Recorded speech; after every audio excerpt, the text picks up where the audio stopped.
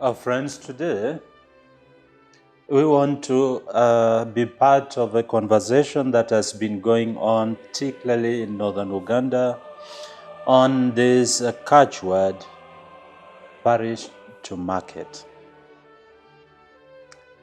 We want to add to this discussion in a positive way, not in a resistant way, to begin to see possibilities of how we can cautiously appreciate parish to market. And within this cautious attempt, we also want to induce a back and a forth thought around parish to market and begin to see the possibility of also market to parish. And as a result, our conversation today is on intersecting parish to market with market to parish. Why? Because we want to see people at the center of our idea about parish, and also people at the center of market. And that is why our subtopic or subheading is the peopling of the parish and progressing backwards. The argument of the peopling of the parish is that when we open this idea of a parish, we should see people. A parish in itself cannot help us until we understand that when we are talking about parish, we are talking about people, and particularly local communities. But we also want to say that when we are talking about market, we should also add here that this market must have a capacity of progressing backwards. Now, this is not a contradiction, but it is a momentum and an attitude we are planting for market to each and every time appreciate that as we move forward, we must also progress backward, so that then the movement forward is a continuous reflection, a continuous gaze, a continuous understanding of the backwards or the people in the parish. So we are not talking about backward, but we are talking about backwards in its plural sense. That gives us the energy to look into the dynamics of the communities as we move forward with our issue of the market. So very briefly, we are saying that we want to intersect the idea of a parish to market with market to parish.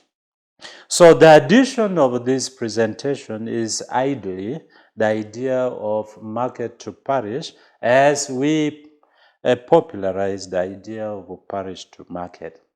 So this inclusion of market to parish is the question of being cautious with how we are promoting parish to market, with a view that we begin also to understand the dynamics of market to parish, creating an interaction, creating a negotiation, creating a conversation.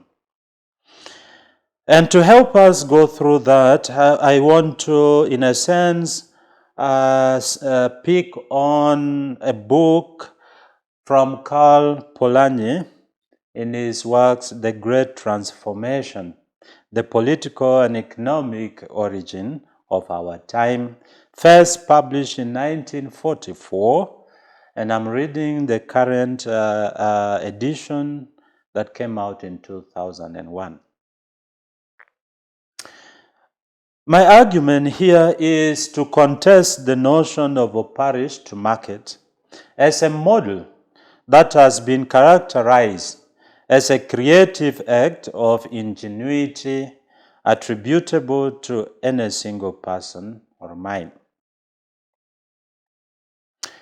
I want to say that the concept model and its linguistic cue is an instantaneous tooling or technique to make us think that a problem, and in this case, the problem of development in northern Uganda, is narrowly expressed as the problem of incapacity, inefficiency, or lack in skills and techniques to resolve the phenomenon.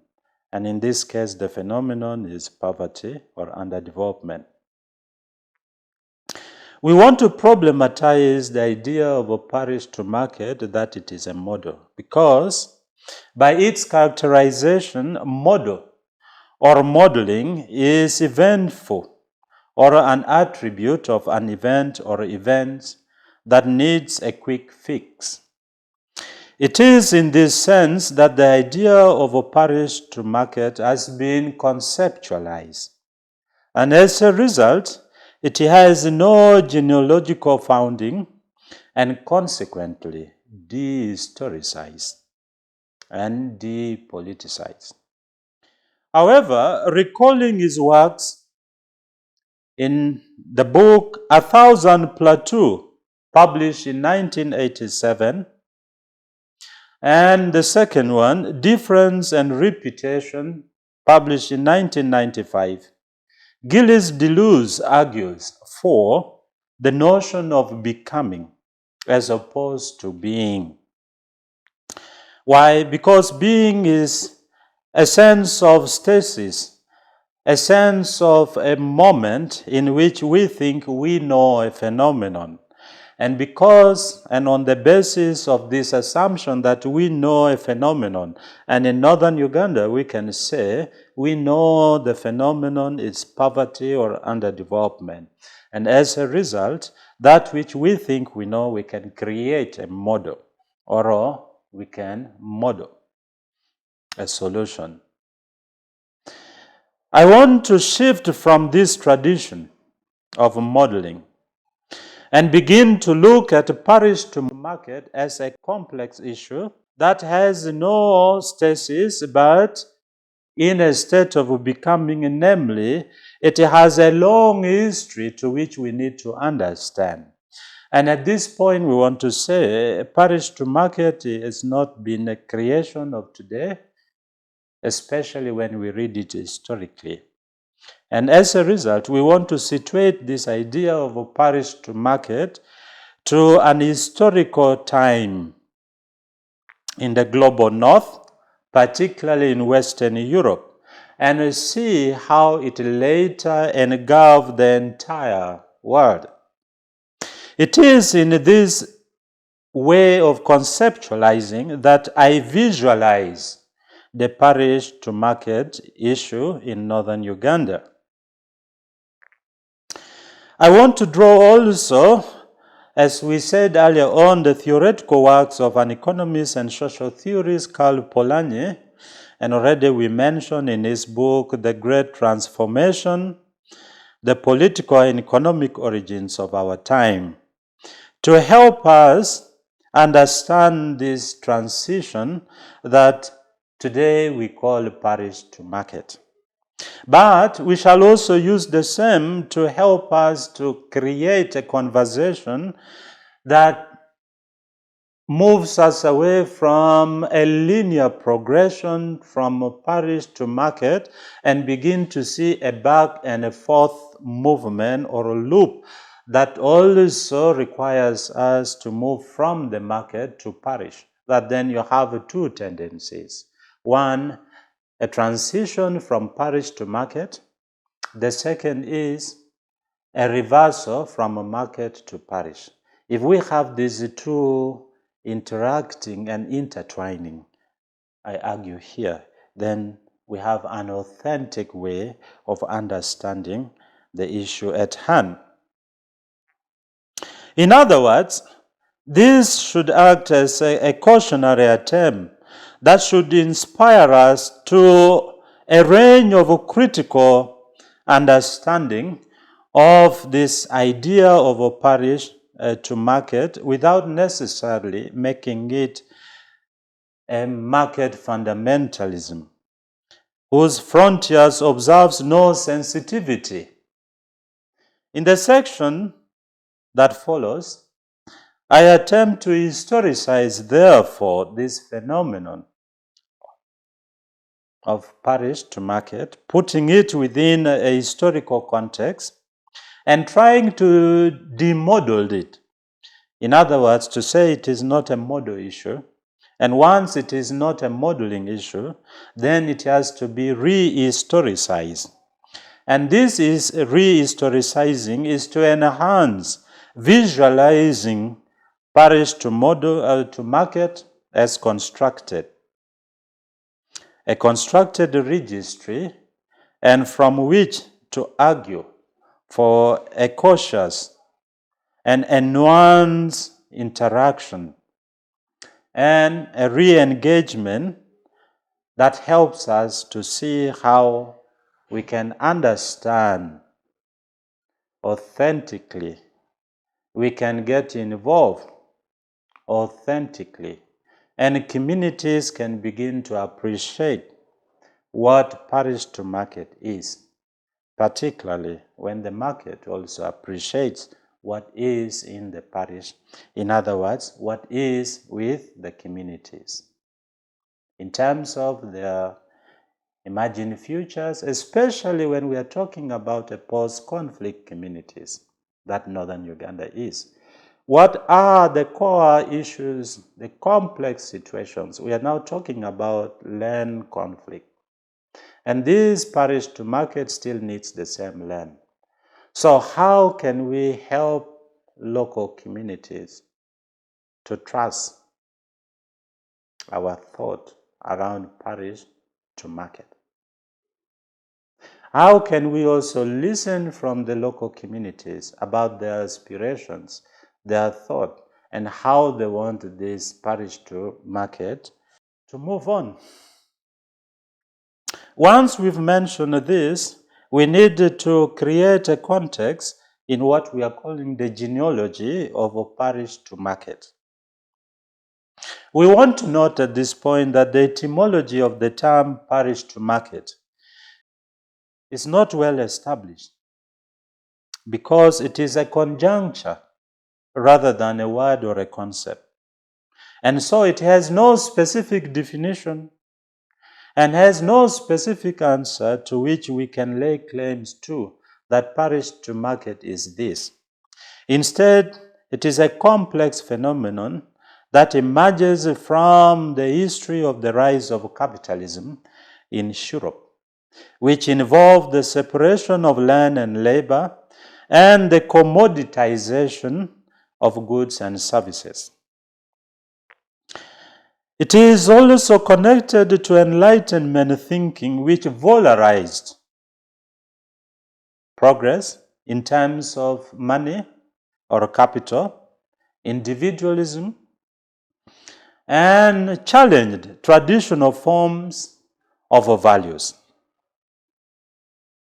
And as a result, it created a shift in the appreciation of tradition and cultural norms, and also a shift from a focus on social responsibility and collective well-being to a preoccupation with money, individual success, and achievement, to which the language is market. Originally, the term parish in Europe meant a basic unit of social organization, and particularly in medieval Europe. And this parish provided both religious and civic identity to its inhabitants, the local communities. And the gravitating point was the local church.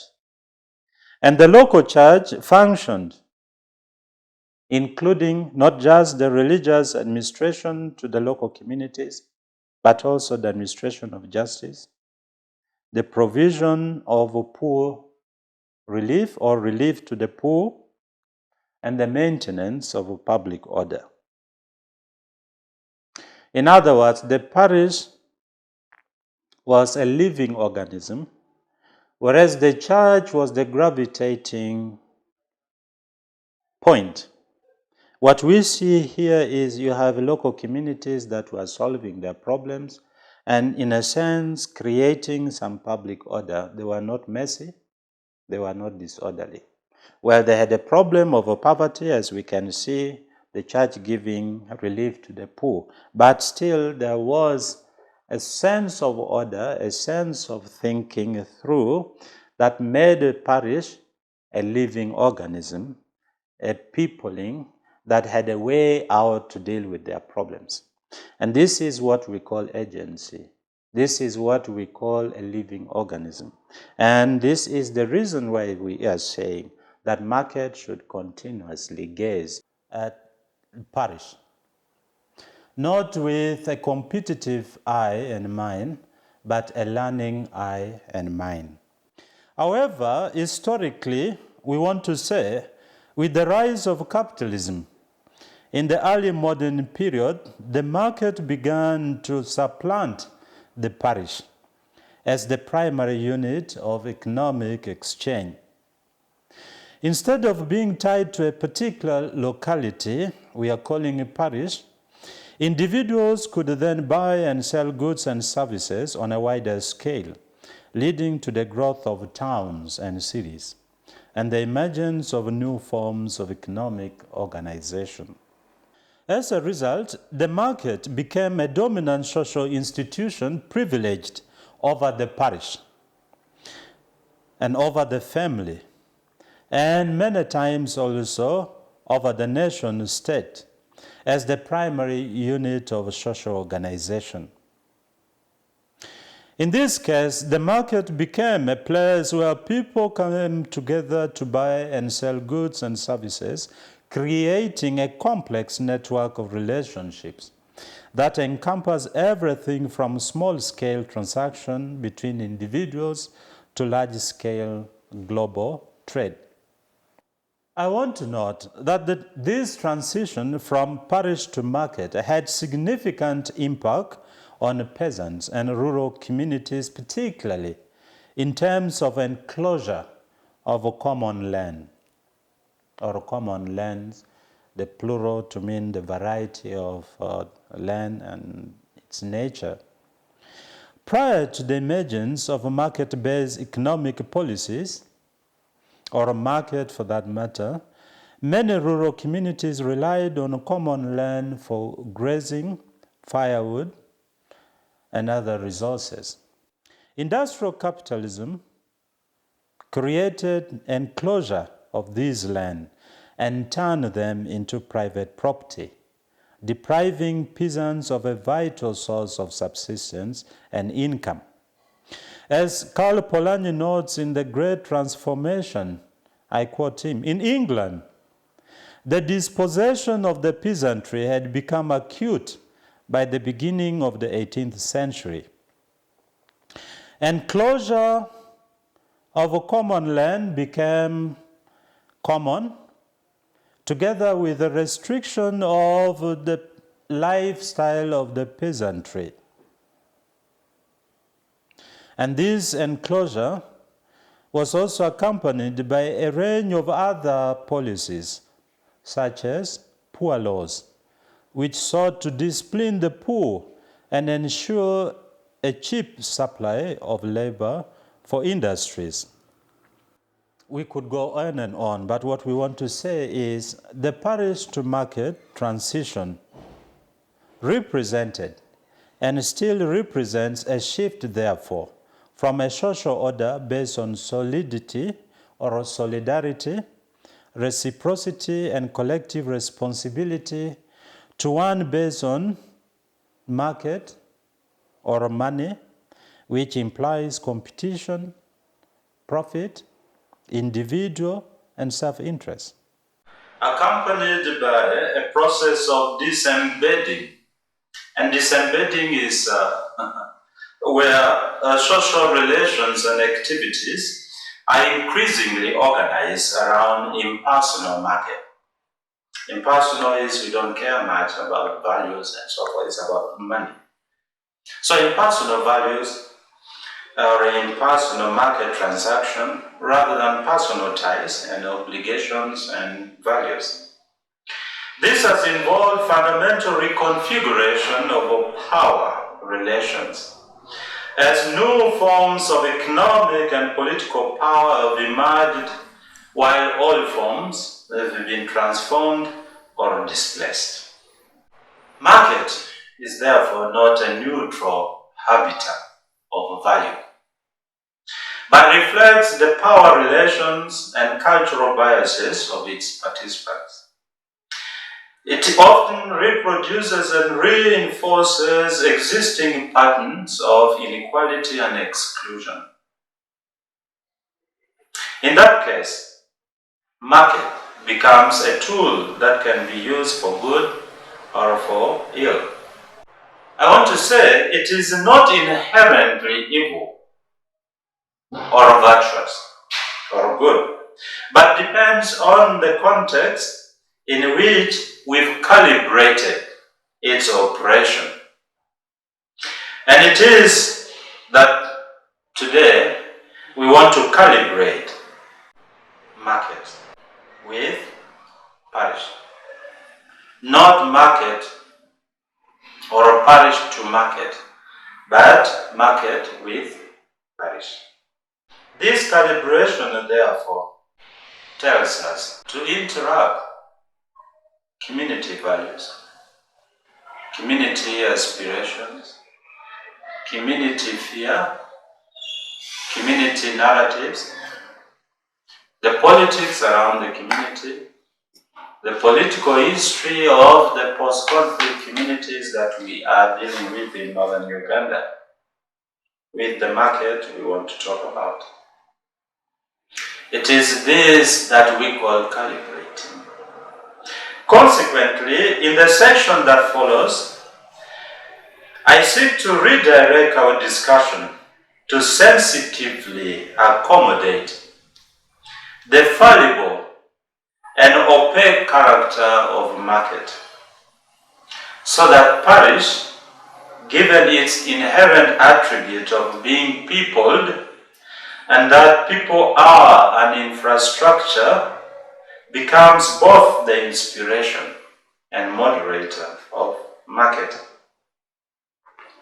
Leveraging on our earlier insight, I seek then to argue that economic activity is not an autonomous sphere of life, but it is rather shaped by broader intersection with the social, cultural, relational narratives, perceptions, and attitudes of the communities. That means, as we elaborate parish to market, we should as well establish market to parish reversal, both as a technique and as a critical and sustaining core constituting an embedded registry. Drucker, one of the scholars, understood this and observes that, and I quote, "The aim of marketing is to know and understand the customer so well, so that then the product or the service fits him and sells itself to him." Although his attention was on customer, it is expressed in an elastic way to mean everyone, including neighborhood or the community. In other words, it emphasizes the importance of understanding and connecting with the needs of the customers, and in this sense, the need of the parish, in order to build a thriving market and a thriving people.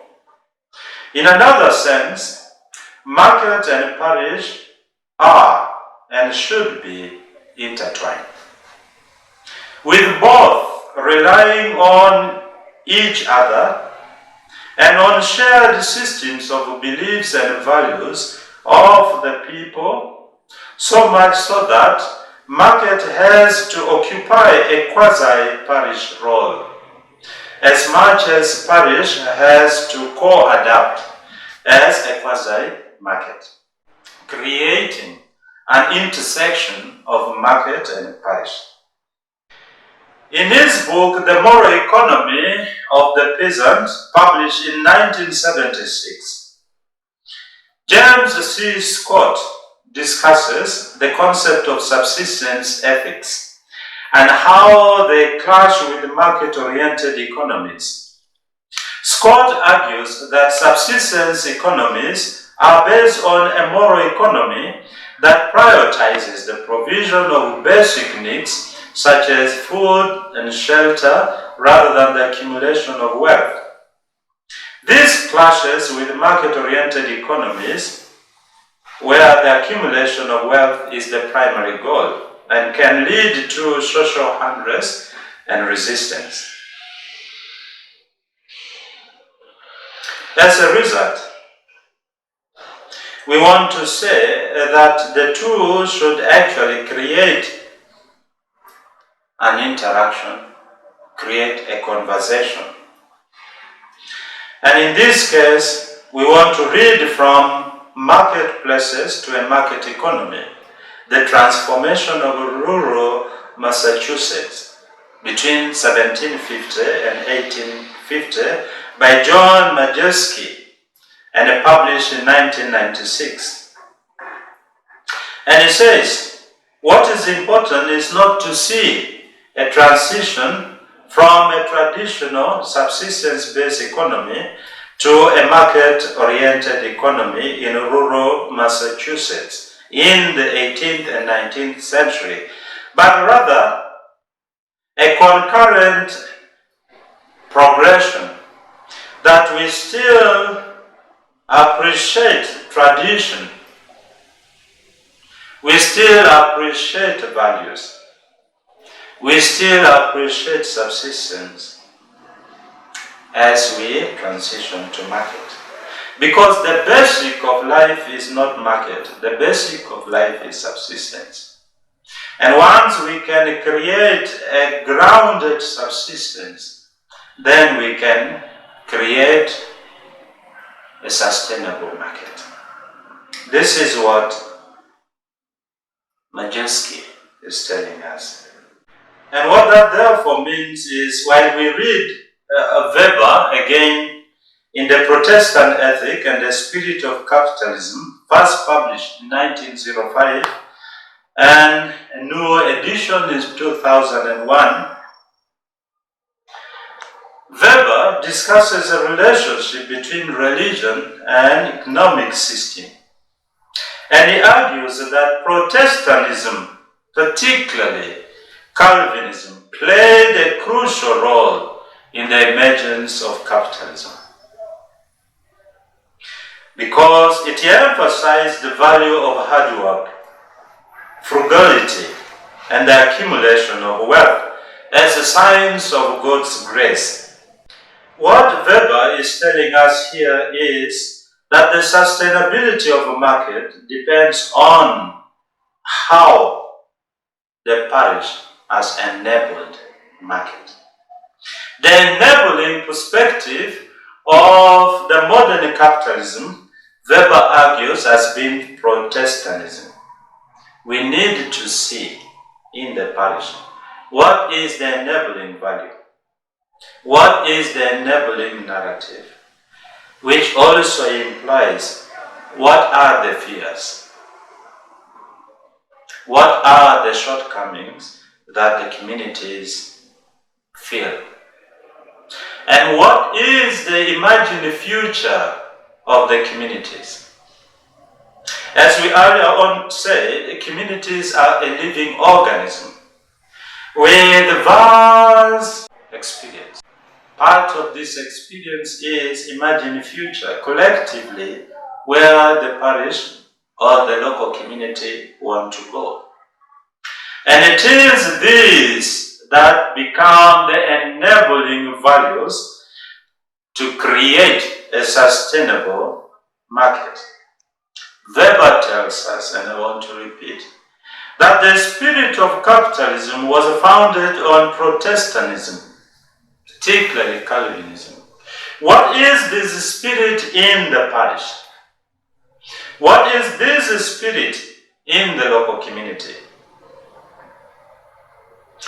Fukuyama, in his book The End of History and the Last Man, published in 1992, makes a sweeping support for market and therefore capitalism, arguing that liberal democracy and market capitalism are the ultimate forms of human governance and economic organization that represents the end point of humanity's ideological evolution.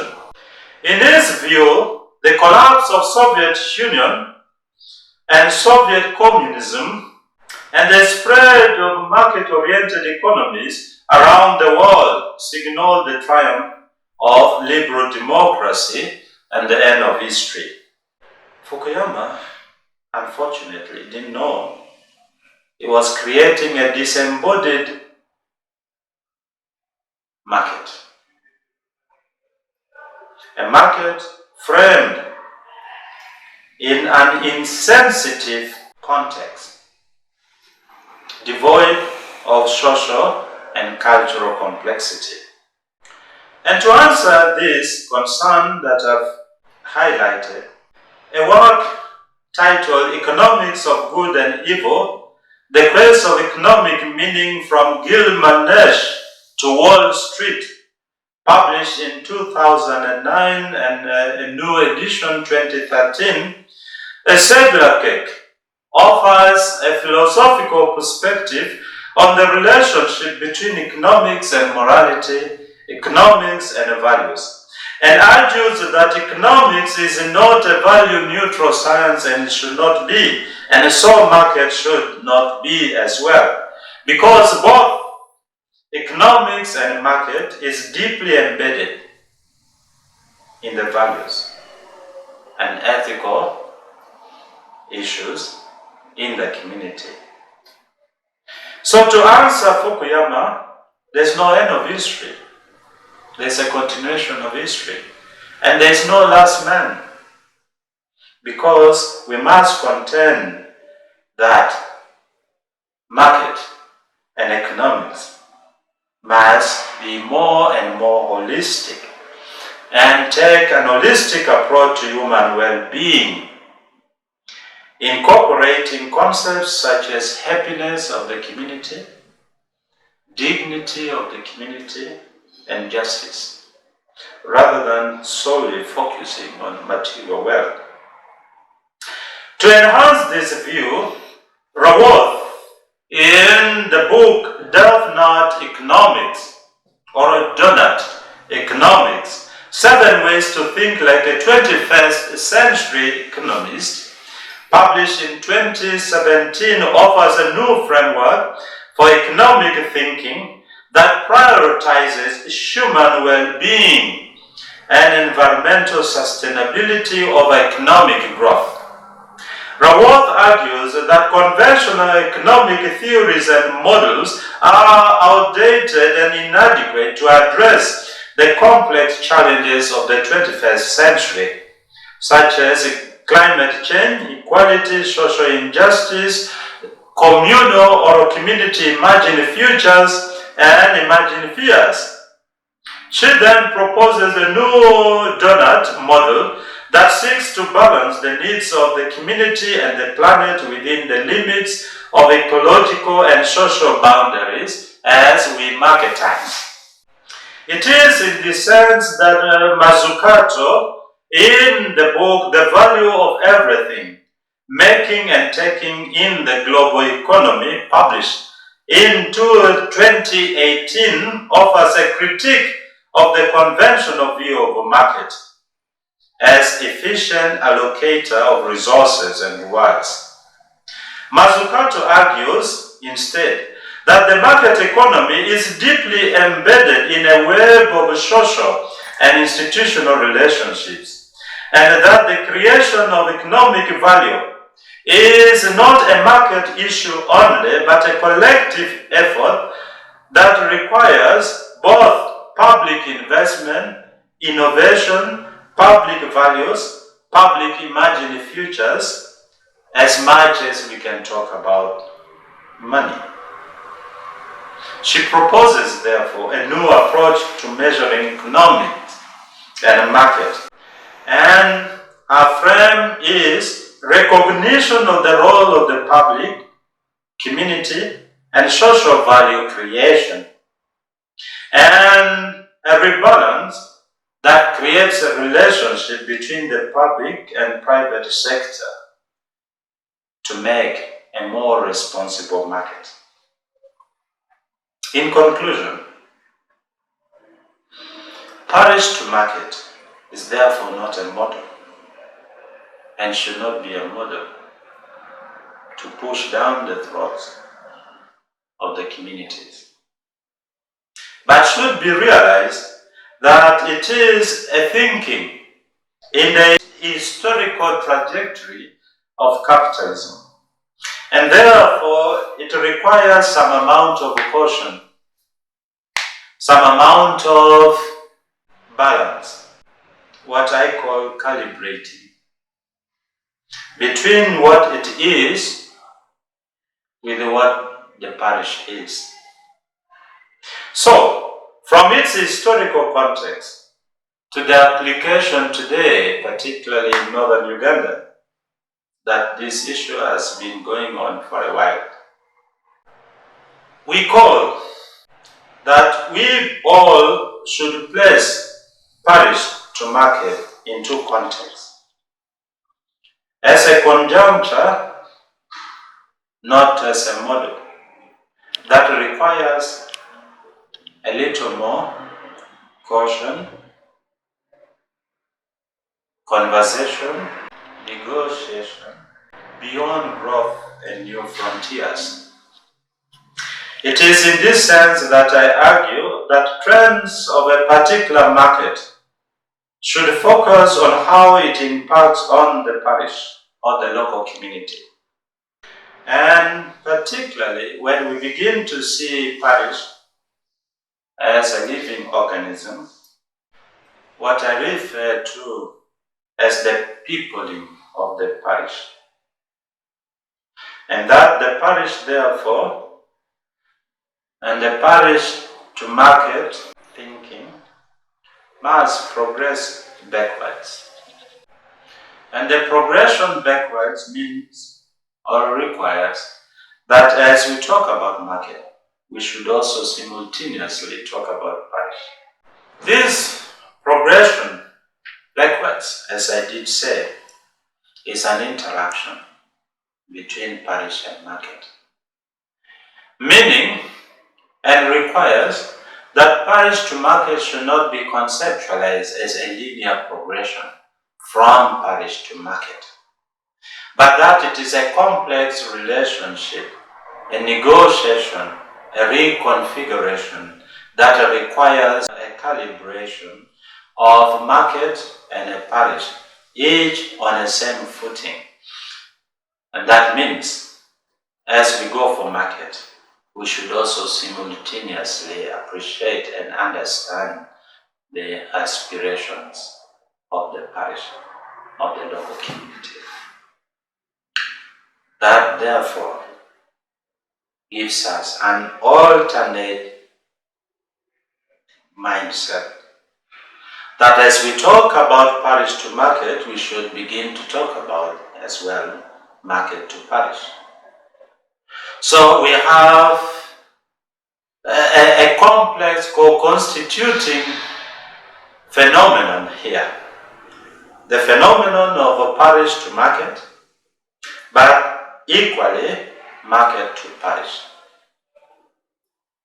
That should create a complex interaction. And as we did say, parish to market must not be visualized or conceptualized as linear, that it is always from parish to market, but that there should be a reversal, and that should be simultaneous, a reversal from market to parish. That is when we would say there's a true interaction, there is an authentic relation between parish and market. A relationship that is not parish to market only, but market to parish as well. Each inspired by the other.